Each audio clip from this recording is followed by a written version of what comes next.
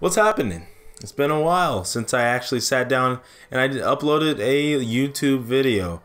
A lot has happened in the gaming industry that I've actually wanted to talk about, but I haven't sat down and produced a video in quite a while. But today I'm doing it, and I actually have a lot of things to talk about. There's actually a couple of primary topics, but there's a couple other things I just want to mention before I get to those.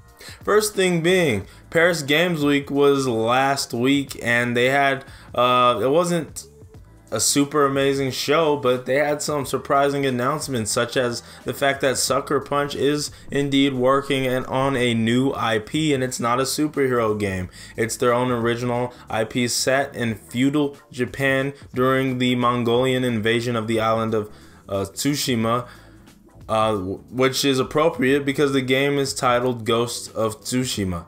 So they looked interesting. The trailer was really intense and kind of somber, not what you'd expect from a Sucker Punch title, but I'm sure the game is going to absolutely be an action-oriented game.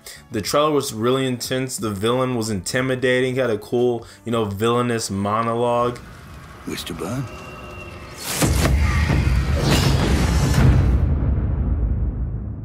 So I'll ask you once again, Samurai. Do you surrender? And you really gotta feel for how visceral and how beautiful this world is going to be to explore. There were a couple of other things. Detroit Become Human also had a pretty interesting, if not controversial, trailer. There are a few other mentions, a lot of stuff in the pre-show, a lot of support for VR. Some things that were released that day, such as a game called Ore, which is like this weird dragon game. You're flying around repairing these weird gargantuan robots that support the world that the dragon lives in. I don't know, it's weird, it's crazy, and it's available now on PlayStation 4. I'm not sure what else it's available on, but it's definitely out for PlayStation 4. So if you're interested in a weird indie game like that, go ahead and check that out. Other than that, I just have to mention Super Mario Odyssey, which looked amazing from the get-go and continued to be more and more impressive each time I saw it. I was like, wow, this game looks great. Then I went to, oh, this game looks amazing. And I went, oh, this game looks like it might be one of the best games of the year based on just what I was seeing without actually playing it. So I'm glad that Nintendo is in the groove of releasing cool games, great games, the games people want, not just good games, the games that resonate with the audience. So that's good. It's getting very high scores critically, and it's being received well by general audiences, so I'm happy for that. Nintendo's doing great with the Switch, and Mario is looking better than ever.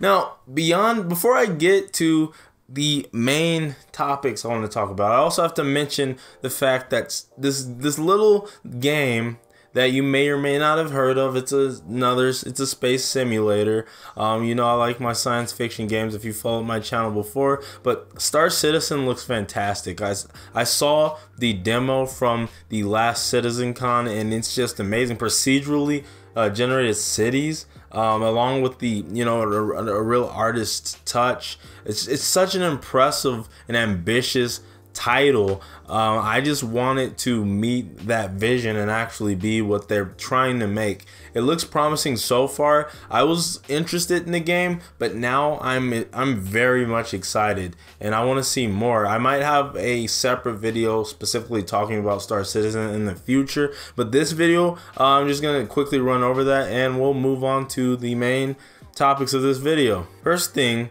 Horizon Zero Dawn, Breath of the Wild, one of my favorite games of this year, maybe of all time. It takes time to really set in and marinate so you can weigh it against all your other favorites.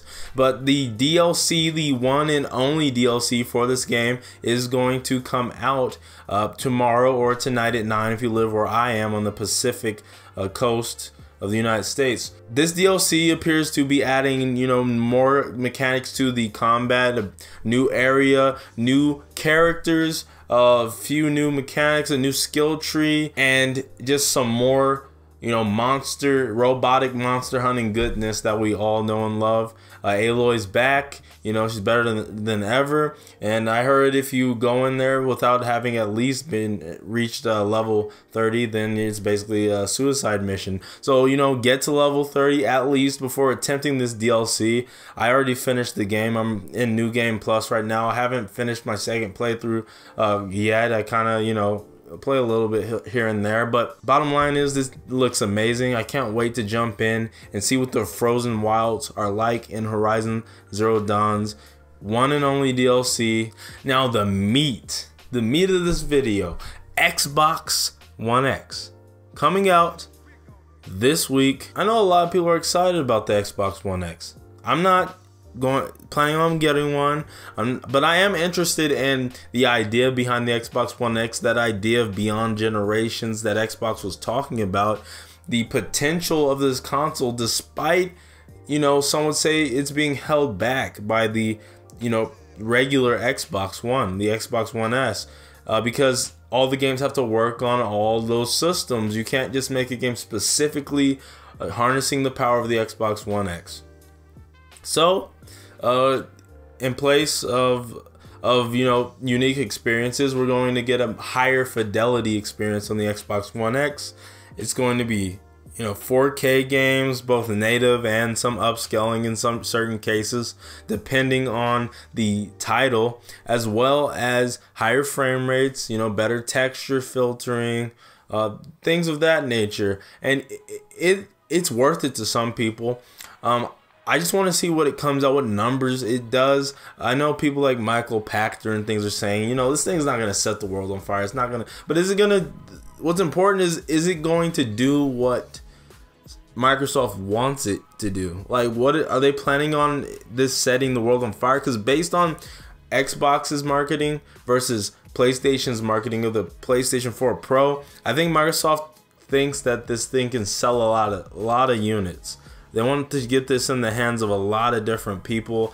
And I think they believe this is going to really increase the longevity of Xbox. They're back being the most powerful console on the market after a good long while. Not since the original Xbox have they been the most powerful console of a generation. So that's exciting for them. I'm excited for Microsoft. I want to see what they do, how the hardware is really taken advantage of, and weighing that versus something like a PlayStation 4 Pro.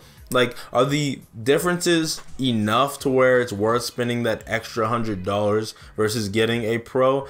Is the visual fidelity of multi-platform games that much greater on the Xbox One X than the PlayStation 4 Pro? That remains to be seen. I'm gonna leave PC out of this conversation because we all know what that's like. But what do you think? Do you think that the Xbox One X is going to just sell a ton of units?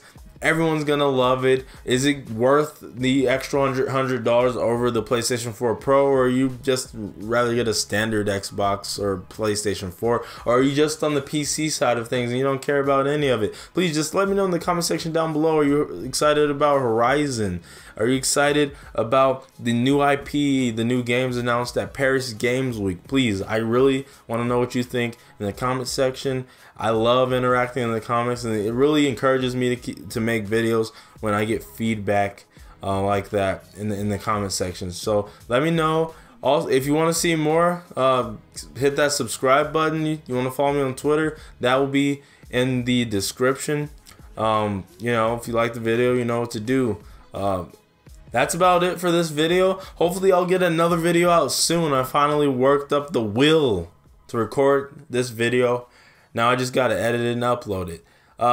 Anyways, I'll see y'all later.